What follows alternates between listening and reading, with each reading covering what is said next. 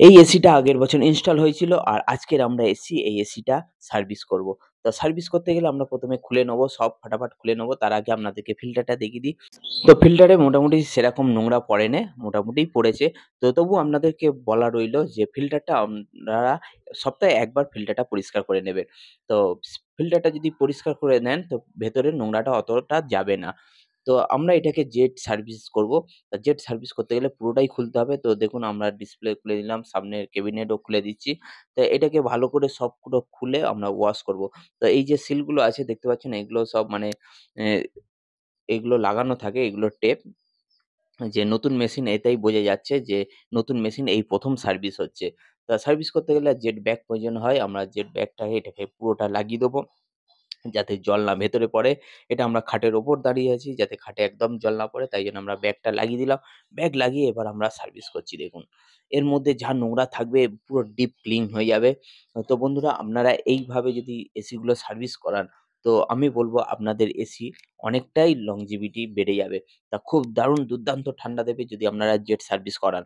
তো jet service এরকমভাবে আপনারা করুন। তা আমাদের ভেতরটা সার্ভিস হয়ে গেছে। এবার আমরা ক্যাবিনেট গুলো পুরো পরিষ্কার করে দেবো।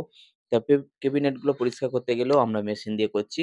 তো এর মধ্যে যা নোংরা থাকবে ক্যাবিনেটের সব নোংরা এক চান্সে খুব তাড়াতাড়ি বেরিয়ে যাচ্ছে। এবার আপনাদেরকে দেখিয়ে দিই ফিল্টারটা দেখুন। ফিল্টারটা যা নোংরা আছে তা মেশিনে কত তাড়াতাড়ি নোংরাগুলো পরিষ্কার হয়ে যাচ্ছে। এটা হাতেও হয়ে যাবে। তো আমরা মেশিন দিয়ে ওয়াশ করে দিলাম। এবার আমাদের মেইন কর্তব্য হচ্ছে বাথরুমটা পরিষ্কার করা। যেহেতু আমরা নোংরা করেছি তো আমরা নোংরা পরিষ্কার করে দেওয়া আমাদের দরকার। তো আমাদের সমস্ত পরিষ্কার হয়ে গেছে। এবার এইটাকে আমরা আবার যেরকম ছিল সেরকম লাগিয়ে দেবো। তো আমরা ব্যাগটা খুলে নিলাম। ব্যাগটা খুলে এর মধ্যে যা জল-ফল যা লেগে আছে এগুলো আমরা কাপড় দিয়ে মুছে দিলাম। মুছে এবার আমরা ঢাকনাটা লাগিয়ে দেবো। তো যেরকম ছিল আমরা সেম সেরকমভাবে লাগিয়ে দেবো। আর Panasonic ফিটিংসটা খুব ভালো। Panasonic মেশিন আমার খুবই ভালো লাগে। তা এর যে ফিটিংস গুলো এর যে কোয়ালিটি, প্লাস্টিকের কোয়ালিটি অনেকটাই ভালো কোয়ালিটি। তো আমরা এবারে স্ক্রুগুলো লাগিয়ে দেবো। ক্যাবিনেটে যে সমস্ত স্ক্রু লাগানো আছে, এই ৪ টে স্ক্রু ক্যাবিনেটে লাগানো আছে। তো আমরা লাগিয়ে দিলাম। সামনের ফ্রন্টেরটা লাগিয়ে দিচ্ছি। দিয়ে ডিসপ্লে কানেকশন করে এবার আমরা আপনাদেরকে আউটডোরটা দেখাবো। তো আমাদের ইনডোর সার্ভিস হয়ে গেল। এবার চলুন আউটডোরে দেখি। এর আউটডোরটা ছাদে আছে। তো আমরা ছাদে মেশিন-টেশিন সব ফিট করে এবার এর মধ্যে যা নোংরা থাকবে সেই নোংরাগুলো আমরা জেট লাগিয়ে পুরো পরিষ্কার করে দিচ্ছি। যে পিছনে যে মেইন যে কনডেন্সারটা আছে, কনডেন্সারটা ভালো করে পরিষ্কার করতে হবে।